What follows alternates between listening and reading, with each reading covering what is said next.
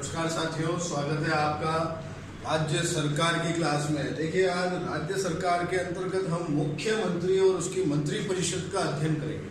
देखिए, मुख्यमंत्री जिस प्रकार केंद्र के अंदर प्रधानमंत्री का पद है, जिस प्रकार केंद्र के अंदर प्रधानमंत्री का पद है, उसी प्रकार किसी राज्य के अंदर मुख्यमंत्री का पद होता है।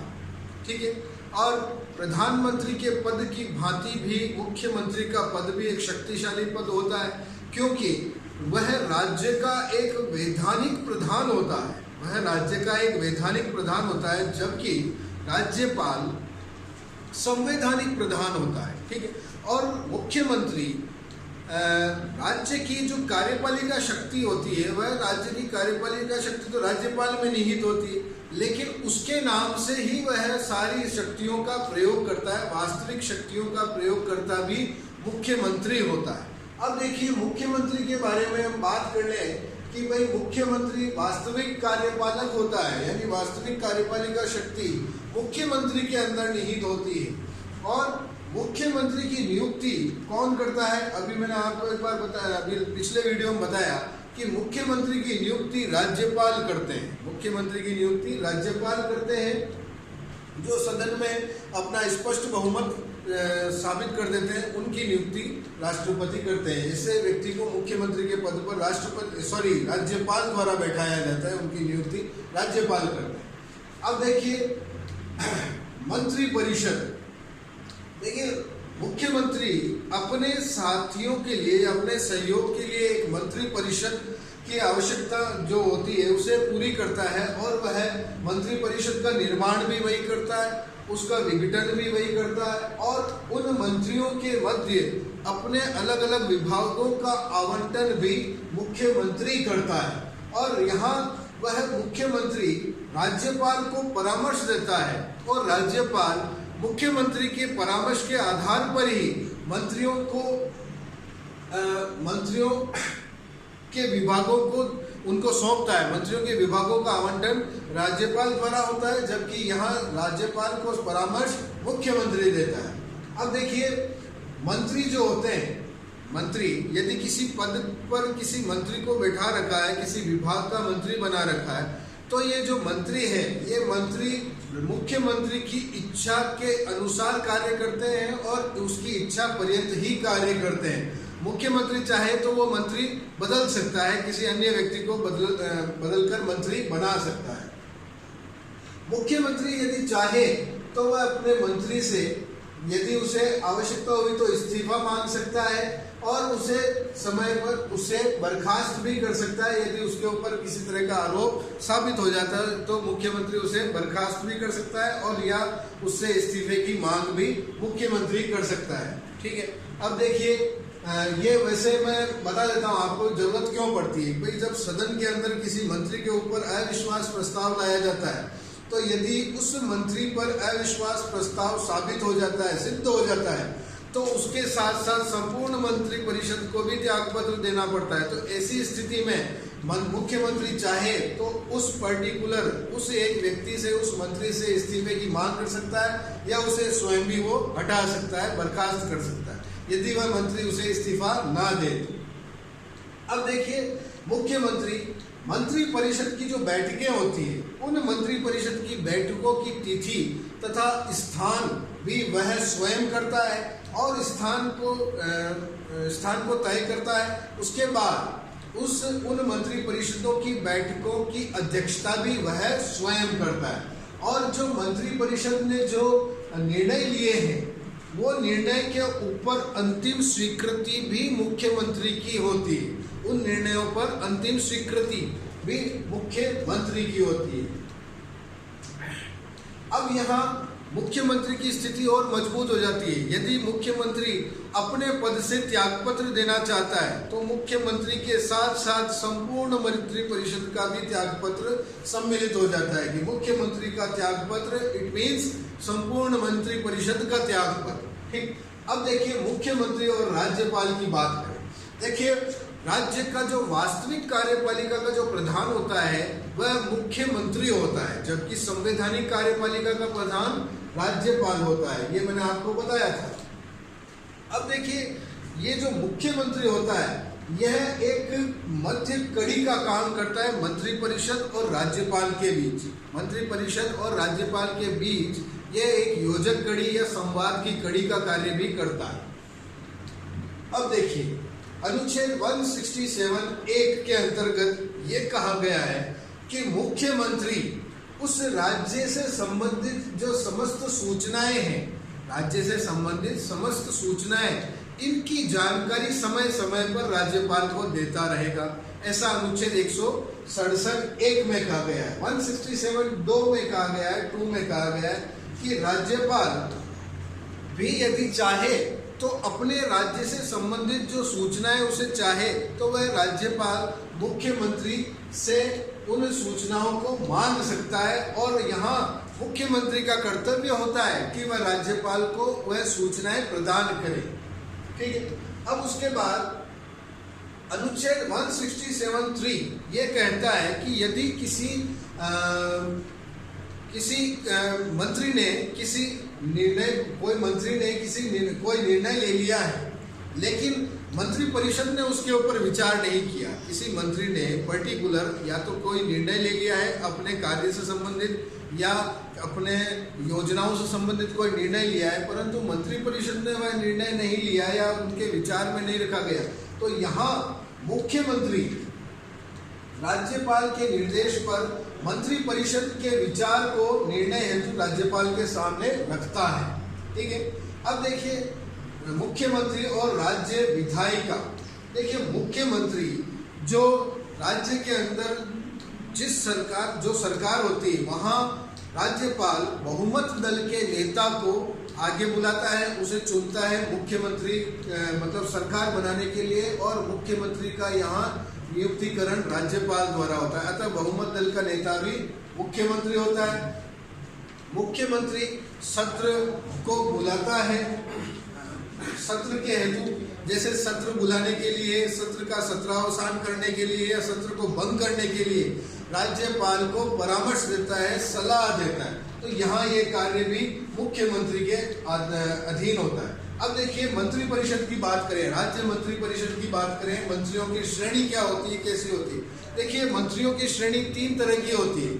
सबसे पहले जो मंत्री होते हैं कैबिनेट मंत्री, जो मुख्यमंत्री और उसके विश्वास पात्र जो व्यक्ति होते हैं उन्हें कैबिनेट मंत्री का पद दिया जाता है, और वह स्वतंत्र प्रभार रखते हैं अपने अपने विभागों का, और ये पहले दर्जे के मंत्री होते हैं। उसके बाद बात करें, दूसरे जो मंत्री होते हैं वो राज्य मंत्री होते हैं। इनके पास अपने अपने विभागों का स्वतंत्र प्रभार भी होता है, और नहीं भी होता है तो ये कैबिनेट मंत्रियों की सलाह को सहायता भी देते हैं। उसके बाद बात करें तो उप मंत्री। देखिए, उप मंत्री जो होते हैं, इनकी ये मंत्री परिषद की बैठकों के अंदर ये नहीं, मतलब कि इनकी कह सकते हैं कि इनका होना या ना होना जरूरी नहीं है, और उप मंत्री ये अन्य जो ऊपर वाले मंत्री हैं उनकी सहयोग के लिए ये कार्य करते हैं, उन्हें सहायता और सुझाव देते हैं समय समय पर। ठीक है।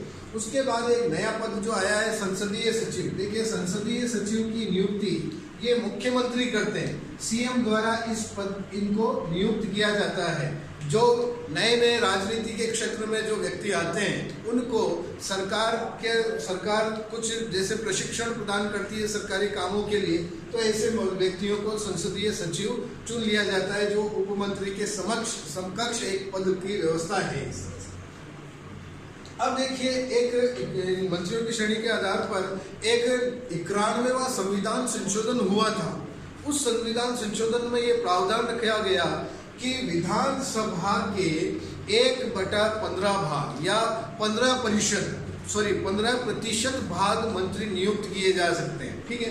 यानी जब अपने राजस्थान विधानसभा में 200 सदस्य हैं, 200 विधायक है, तो 200 का 15% निकाला जाता है, तो उसके आधार पर जो संख्या आती है उतने मंत्री हम हमारी सरकार में या इस विधानसभा में रख सकते हैं। ठीक है।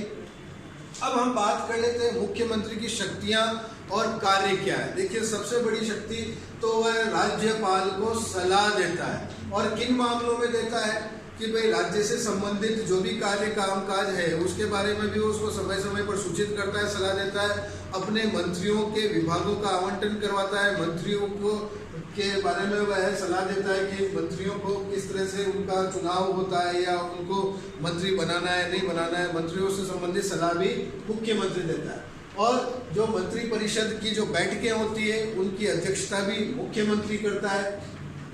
और तीसरी जो है, राज्यपाल को वह समय समय पर राज्य से संबंधित सूचनाएं देता है, उसे सूचित करता है। और यदि किसी मंत्री ने कोई निर्णय ले लिया है तो मंत्री परिषद ने उसके ऊपर विचार नहीं किया तो राज्यपाल के निर्णय या राज्यपाल के आदेश द्वारा मुख्यमंत्री उस निर्णय को मंत्री परिषद के समक्ष रखता है। ठीक है। फिर उसके बाद जो भी सरकारी विधेयक होता है जो सदन में रखे जाते हैं, वह विधेयक मुख्यमंत्री के निरीक्षण और उसकी सलाह पर आधारित होते हैं और उनके आधार पर ही वह उनको सदन में रखते हैं। अब आगे देखिए, मंत्रियों के विभागों के कार्यों की देखरेख भी वो करता है कि समय समय पर वह किसी भी मंत्री से उसके विभाग से संबंधित सूचनाएं प्राप्त करता है और उन सूचनाओं को देखरेख का कार्य भी मुख्यमंत्री करता है। मुख्यमंत्री सदन में सरकार का मुख्य वक्ता होता है, वह सरकारी नीतियों को, सरकारी योजनाओं को सदन में रखता है और उन योजनाओं के ऊपर अपने जो निर्णय होते हैं या सलाह मांगने के लिए जो होते हैं वो सारे जो कार्य हैं ये भी मुख्यमंत्री करता है। अतः ये कह सकते हैं कि ये सरकार का मुख्य वक्ता होता है। अब देखिए, जो राज्य में एडवोकेट जनरल और जो राज्य लोक सेवा आयोग जो होते हैं, राज्य लोक सेवा आयोग, इनके जो अध्यक्ष और सदस्य होते हैं इनकी नियुक्ति राज्यपाल द्वारा होती है, लेकिन राज्यपाल को यहाँ सलाह मुख्यमंत्री देते हैं। ठीक है। अब देखिए, मंत्री और राज्यपाल के बीच कड़ी की। अब देखिए, यह जो मुख्यमंत्री होते हैं यह मंत्रियों और राज्यपाल के बीच एक कड़ी का कार्य करते हैं। यदि कोई मंत्री राज्यपाल से मिलना चाहता है, यदि कोई मंत्री राज्यपाल से मिलना चाहता है तो इसकी पूर्व सूचना उस मंत्री को, मुख्यमंत्री को देनी होती है। ठीक है। तो यहाँ भी मुख्यमंत्री की स्थिति थोड़ी मजबूत हो जाती है। अब देखिए, मुख्यमंत्री विधानसभा और विधान परिषद के मध्य भी कड़ी का कार्य करता है। दोनों के कार्यों के बीच विचार विमर्श जो कार्य होता है ये भी मुख्यमंत्री के हाथ में होता है। अब देखिए, मुख्यमंत्री सदन में बहुमत दल का नेता होता है, अतः उसके ऊपर ये जिम्मेदारी होती है, कार्यभार होता है कि वह अपने दल में एकता व अनुशासन बनाए रखे और सभी मंत्रियों को साथ में लेकर चले और सबका कार्य संचालन सुचारू रूप से हो सके, इसका कार्य भी मुख्यमंत्री के हाथ में होता है। अब देखिए, सीएम की स्थिति के बारे में हम बात कर लेते हैं कि मुख्यमंत्री की स्थिति का वास्तविक स्थिति क्या है। देखिए, राज्य के अंदर जो संवैधानिक प्रधान जो होता है वह राज्यपाल होता है, जबकि जो वैधानिक प्रधान होता है यानी जिसके अंदर वास्तविक कार्यपालिका शक्ति होती है वह मुख्यमंत्री के हाथों में होती है। अतः हम कह सकते हैं कि मुख्यमंत्री एक मजबूत पद है जो कि भाई, जैसा अभी मैंने आपको बताया था कि अगर मुख्यमंत्री त्यागपत्र देता है तो उसके साथ साथ संपूर्ण मंत्री परिषद का भी त्यागपत्र समझ लिया जाता है, सारी मंत्री परिषद भी बर्खास्त हो जाती है। यदि यहाँ मुख्यमंत्री की स्थिति मजबूत है कि भाई वह सभी अपने सहयोगियों में सबसे ज़्यादा शक्तिशाली होता है अपनी मंत्री परिषद के अंदर, और सारे जो निर्णय होते हैं उसके ऊपर आधारित होते हैं राज्य की वास्तविक कार्यपालिका शक्ति के। तो यहाँ मुख्यमंत्री की स्थिति थोड़ी मजबूत हो जाती है। अब हम आगे बात कर लेते हैं। देखिए, मंत्रियों की योग्यताएं क्या होती है। मंत्रियों की योग्यताएं वही योग्यताएं हैं जो मैंने आपको विधानसभा के अंदर बताया था कि उनके सांसदों में क्या योग्यताएं होनी चाहिए, सॉरी उन विधायकों में क्या योग्यताएं होनी चाहिए। लेकिन यहाँ ये स्थिति है कि मंत्रियों की योग्यता है कि यदि कोई व्यक्ति विधानसभा में और विधान परिषद का एक साथ सदस्य है तो उसे एक सदन से त्यागपत्र देना आवश्यक है।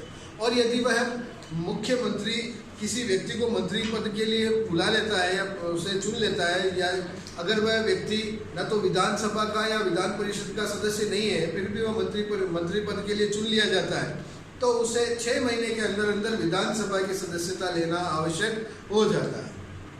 अब देखिए, इन मंत्री परिषद या मंत्रियों को शपथ राज्यपाल दिलाते हैं और हर मंत्री दो शपथ लेता है। एक तो अपने पद का कर्तव्य पालन की, दूसरी गोपनीयता की, भाई अपने जो कार्य करेगा वो गोपनीय रखेगा, उसे सार्वजनिक नहीं करेगा। अब देखिए मंत्री परिषद का कार्यकाल, मंत्री परिषद का कार्यकाल वैसे तो 5 वर्ष का निर्धारित किया गया है, फिर भी यह जब तक सदन में उसे विश्वास मत मिला हुआ है, विश्वास पत्र मिला हुआ है, तब तक वह कार्य पर रह सकती है मंत्री परिषद। और यदि उसके ऊपर किसी भी एक मंत्री पर यदि अविश्वास प्रस्ताव पारित हो जाता है तो एक मंत्री के ऊपर अविश्वास यानी संपूर्ण मंत्री परिषद पर अविश्वास, संपूर्ण मंत्री परिषद को बर्खास्त होना पड़ता है। ठीक है ना। तो ये कहा जा सकता है कि विधानसभा में उसके विश्वास तक वह मंत्री परिषद बनी रह सकती है। ठीक है। तो इसी कारण सामूहिक उत्तरदायित्व की बात की मैंने कि एक मंत्री पर यदि अविश्वास प्रस्ताव पारित हो जाए तो सभी मंत्रियों का उत्तरदायित्व बन जाता है और सभी मंत्रियों को अपने पद से त्यागपत्र देना पड़ता है या पूरी मंत्री परिषद ही बर्खास्त हो जाती है। तो साथियों, आज हमने मुख्यमंत्री और उनकी मंत्री परिषद का अध्ययन किया। आप इनके नोट्स बनाएं और यदि किसी टॉपिक पर नहीं समझ में आए तो हमसे पूछें। That's all for today. Thank you.